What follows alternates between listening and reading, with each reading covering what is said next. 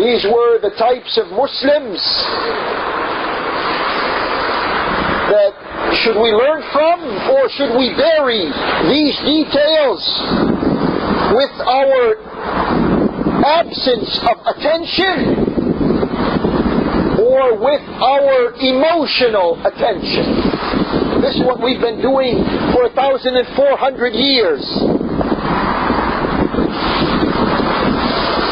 What do you do now? What is the answer to Muslims who violently disagree with you? Is there a rationalization for this violence? And the leader who's in charge of Islamic affairs, is he or is he not a public servant of those he rules over?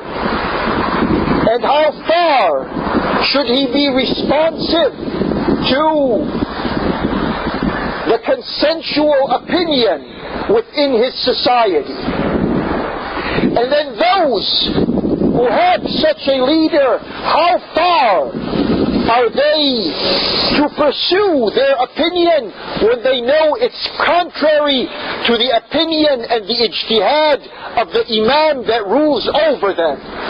These are legitimate questions. These are timely concerns, because now you think we are far away from these issues. And remember, so far, when we have been covering this territory, no one, absolutely no one, was speaking about ritual issues in Islam. No one ever brought up the issue whether you're praying with your hands in front of you or your hands to your side. No one was creating an argument of how you are performing your wudu. And these other issues now that have become the defining issues. But at that time they were no issues at all. These are the questions that we have to deliberate on, and we have to find answers to. And remember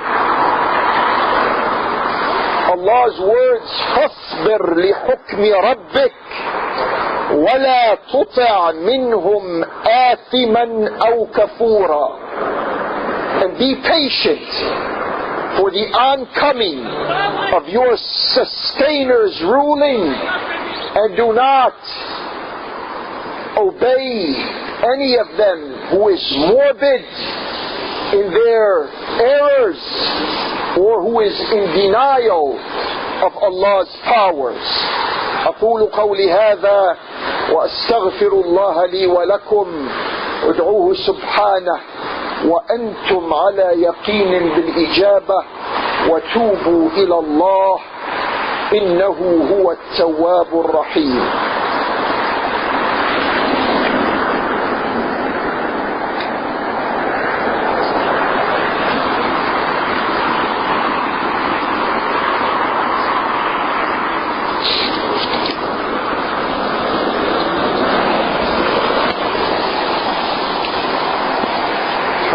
بجميع المحامد على جميع النعم.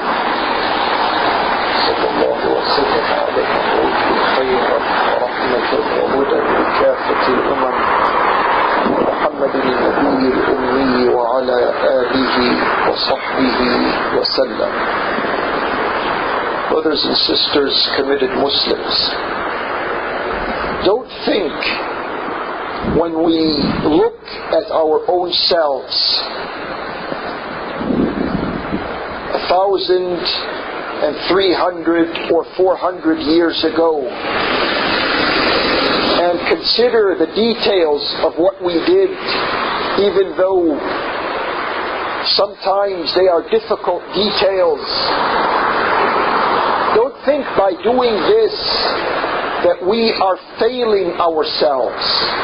To the contrary, by not doing it, we are failing ourselves.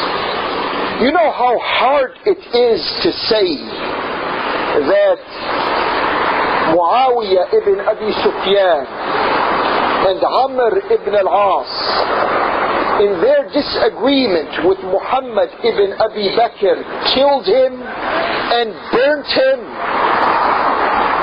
They did that. But why did they do that? Let's not get carried away with some traditional holier-than-thou attitude. Let's not fall victims of a simplified explanation to our history. These are intricate, complex, interwoven details that have to be sorted out. And we think we have enough information to sort it out. We think we have enough goodwill among ourselves to sort it out. A Muslim who comes to you and presents these details to make you feel, whatever type of Muslim you are, to make you feel guilty or to make you feel ignorant, is just adding fuel to the fire. When you come to these issues, you should feel informed, and you should feel the experience that belongs to you, and you should gain the insights from these events, so that we're not going to be crippled by the ignorance that leads us to civil strife in today's world. Don't we have today rulers who rule in the name of Allah and His Prophet? They say this is Islamic law.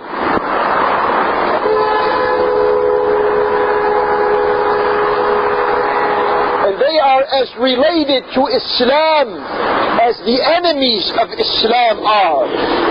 Yet they get away with it because we are blank on ourselves, who rule ourselves in the name of our common Islam and faith.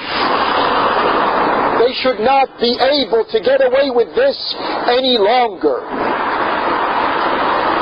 But they will keep on getting away with it when they occupy our masajid, when they usurp our holy lands, when they are in control of what we are supposed to think about and what we are not supposed to think about. Allah gave us, endowed us with the ability to think, so that we will block their attempts. If we were not able to do that many years ago, we learn how to do that now.